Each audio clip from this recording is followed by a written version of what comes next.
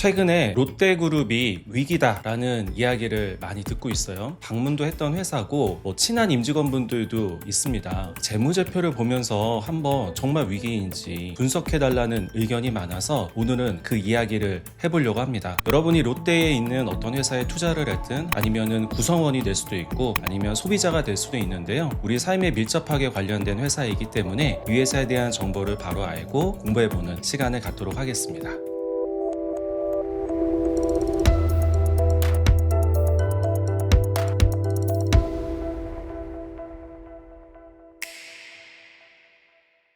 롯데그룹 하면은 보통 생각나는 게 제과일 거예요. 지금 롯데지주라고 하는 지주회사가 롯데제과입니다. 거기서부터 그룹이 해처모여하고 홀딩스 지주회사 역할을 하게 됐는데, 그러면서 확장된 경우가 롯데케미칼 뿐만 아니라 중공업까지도 연결이 됐어요. 롯데케미칼 같은 경우는 예전에 호남석유화학이었고요. 이 회사가 계속 M&A를 통해서 덩치를 키웠고, 그리고 산업이 발전하면서 이 회사가 롯데그룹의 캐시카우 역할을 했습니다. 어떻게 보면은 제과로 시작한 회사가 석유화학 분야에서는 선도적인 역할을 하면서 돈을 많이 벌게 되는 거죠. 근데 이렇게 돈을 벌게 된 캐시카우 역할을 했던 회사가 필연적으로 투자를 많이 했기 때문에 고정비가 많이 발생하게 됐어요. 고정비가 많은 상태에서 경쟁이 치열해지고 경쟁자들이 많이 생김에 따라서 수익성이 악화되다 보니까 이 덩치 커진 것들이 이제는 비용으로 들어왔고, 이 부분이 현재의 위기를 부추긴 면이 되고 있습니다.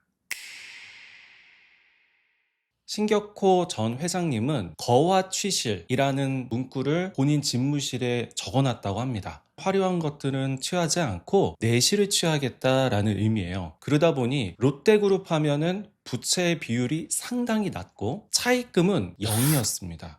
이게 대명사였어요. 그만큼 안정적인 회사를 운영했다라고 보시면 되겠는데요. 저도 10년 전에 쓴 책 내용에 롯데그룹이 차입금을 얼마나 안 쓰고 빚을 지지 않고 경영을 하는지에 대한 사례를 쓴 적이 있습니다. 그런데 이제 10여 년 동안 회사는 완전히 탈바꿈을 해서 이제는 신동빈 회장님이 경영을 하고 계신데요. 그룹 차원에서 체질 개선이 되고 많은 회사를 인수하는 과정에서 레버리지를 활용했습니다. 한마디로 차입금을 가져와서 인수를 하고 사업을 진행을 하고 또 투자도 했는데요. 이자 부분도 감당을 못할 정도의 계열사가 몇 군데가 나오면서 심각한 위기설이 지금 퍼지고 있습니다.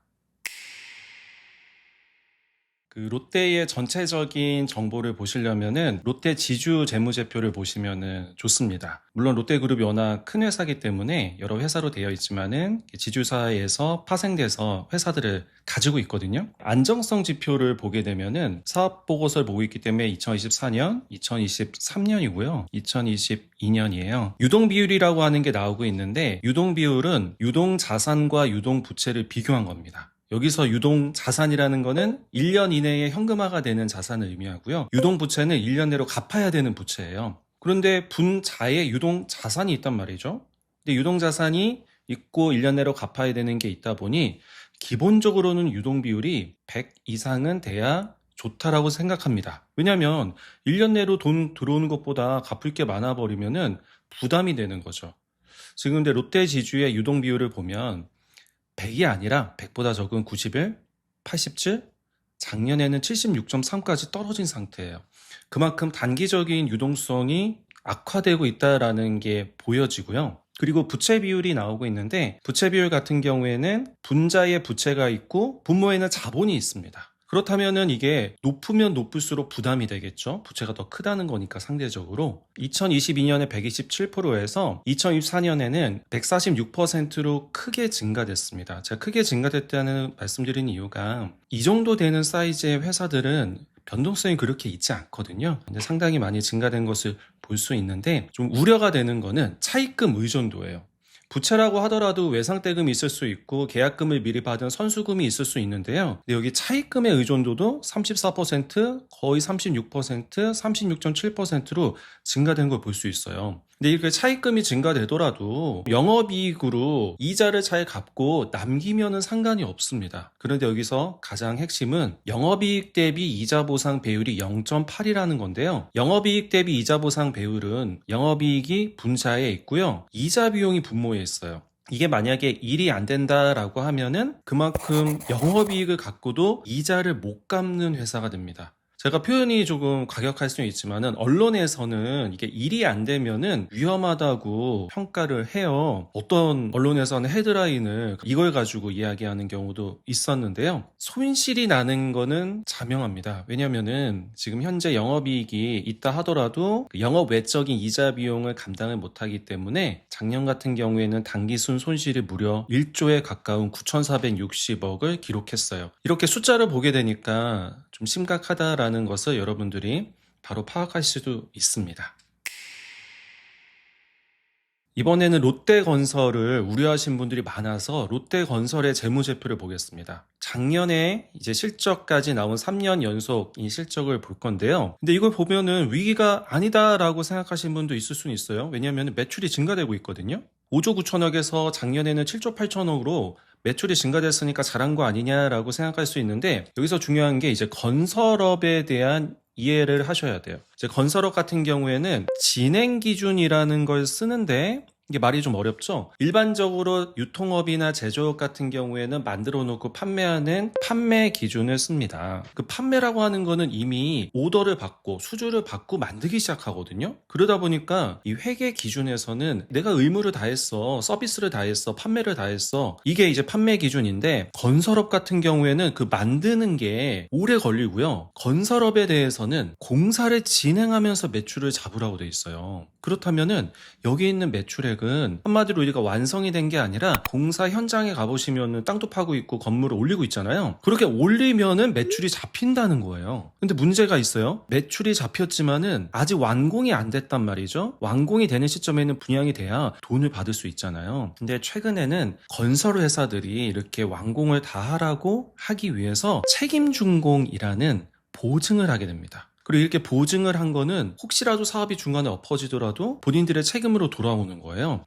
그러다 보니 현금 흐름이 안 좋아진 것을 볼 수가 있는데, 분명히 매출은 늘었고 영업이익은 있습니다. 그런데 여러분 잘 아시다시피 최근에 경기가 안 좋고 분양시장도 안 좋고, 게다가 많이 들어보셨을 법한 프로젝트 파이낸싱, PF라고 하는 것들이 말 그대로 그 프로젝트가 엎어지는 경우가 많아요. 취소가 됩니다. 그러다 보면 돈을 못 받게 되겠죠. 그래서 롯데건설은 작년에 현금 흐름이 마이너스로 돌아섰습니다. 지금 이 가로친 거는 마이너스라고 보시면 되겠는데요. 영업이익은 났어요. 왜냐하면 공사는 진행을 했거든요. 근데 현금 흐름은 마이너스인 979억 정도의 돈이 번 게 아니라 오히려 빨려 들어갔어요. 그러면 이거를 해결을 해야 되는데, 해결하는 방법은 영업에서는 돈을 못 벌었어요. 하지만은 투자로는 돈을 또 써야 되거든요. 그러다 보면은 차입이 더 많이 일어나는 그런 악순환 루트에 들어갔습니다. 근데 이런 차입이 본인들의 사업을 위한 차입만 있는 게 아니라 아까도 말씀드렸지만은 이 보증에 대한 차입이 또 있어요. 그래서 여러분이 재무제표의 주석이라고 하는 설명서를 보시면은 상세한 내용이 나오고 있는데요. 부동산 PF 종합 요약표라고 하는 것처럼 책임준공에 대한 내용들이 나오고 있습니다. 근데 이거는 확정된 부채는 아니에요. 발생할 수도 있고 안 할 수도 있어서 이걸 우발부채라고 부르는데, 점점 분위기가 안 좋아지면서 확정 부채처럼 위기감이 감도는 거죠.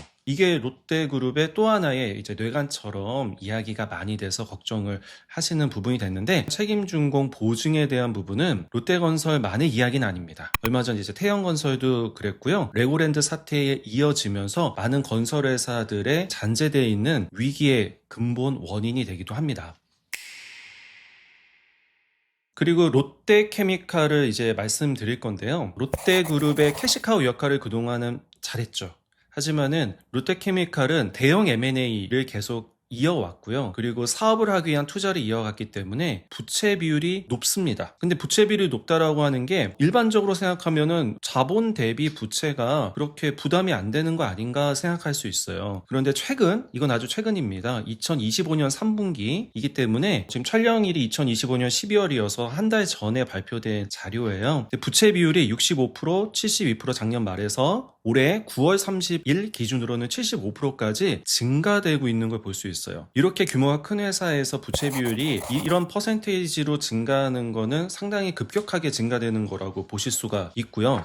그런데 이렇게 부채가 증가돼도 사업이 잘 되면 좋지만은 이거는 뭐 제가 따로 평가는 안 하겠으나 최근에 롯데케미칼을 비롯해서 우리나라 석유화학 회사들이 많은 챌린지를 받고 있어요. 경기 변동성, 경쟁사의 대두 여러 가지 이슈들이 발생하고 있어서 이게 실적으로 나타나고 있습니다. 분기 보고서를 보면요. 이게 3분기 보고서인데요. 작년에 9개월 누적한 걸 보면은 15조 원의 매출을 기록했는데 올해는 13조 원의 매출을 기록했어요. 이렇게 매출이 줄었으면은 원가도 같이 줄어야 되는데 문제는 이미 설비 투자가 돼 있는 상태였기 때문에 고정 원가가 많습니다. 그러다 보니까 원가가 뭐 매출 준 것만큼 또 줄지도 않아요. 그래서 영업 손실은 여전히 발생하고 있는 상황에서 5천억 정도의 영업 손실이 발생하고 있습니다. 근데 여기서 영업 손실뿐만 아니라 방금 말씀드린 것처럼 부채의 의존도, 한마디로 차입금의 의존도가 높아지다 보니까 금융 비용이 커지고 있는데요. 금융 비용은 9개월 누적한 것만 봐서는 무려 5,616억의 금융 비용이 발생을 했어요. 그러다 보니까 여러 가지 상황을 고려해 봤을 때 최종적인 분기 순손실이 8,811억 정도 기록하면서 거의 1조에 육박하는 손실을 예상합니다. 올해 이제 4분기까지 하면은. 그러다 보니까 이슈가 되는 게 바로 이 차입에 대한 부분이 이슈가 돼요. 왜냐면은 돈을 누군가 빌려줬을 텐데 금융기관들이 돈을 빌려주면서 상환 능력을 보고 빌려줬을 거고 이 차입금에 대한 상환 능력에 대해서 의구심을 가지게 되면은 돈을 빨리 갚아라고 하는 게 있는데 그거를 기한의 이익 상실이라고 부릅니다. 지금 여기 차입금에 대한 주석이 나와 있는데요. 금액의 변동성을 떠나서 주석을 보면요. 여기 보시면 장기 차입금 또는 사채가 그 사채는 아닙니다. 이게 공모사채로 개인한테 빌린 게 아니라 공개적으로 모집한 사채인데 이렇게 돈을 빌려주게 될 때는 각각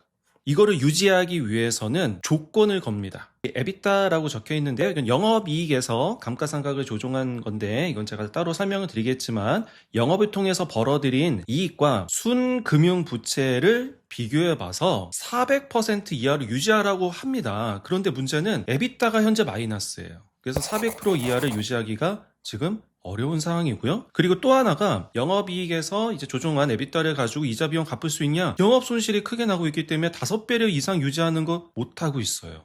그렇게 되면은 기한의 이익 상실이라고 부르는 차입금을 상환해야 되는 상황까지 온 거죠. 그런데 이거를 못하다 보니 어떻게든 이 채권단, 대주단의 동의를 지금 시점, 촬영인 시점에 웨이버를 취득할 예정이다. 우리 좀 봐줘. 이렇게 계산할 거야. 라는 거를 협상하고 있는 상황이기 때문에 이런 부분들이 좀 부담감으로 돌아오면서 전체적인 위기설의 뇌관으로 자리 잡고 있습니다. 이렇게 투자했던 거리 우리나라의 근간이 되는 산업이기 때문에 좋아지기를 바라고 있는데 쇄신을 하지 않으면은 이 위기를 탈출하기는 쉽진 않아 보여서 저도 걱정이 되는 그런 상황이 됐네요.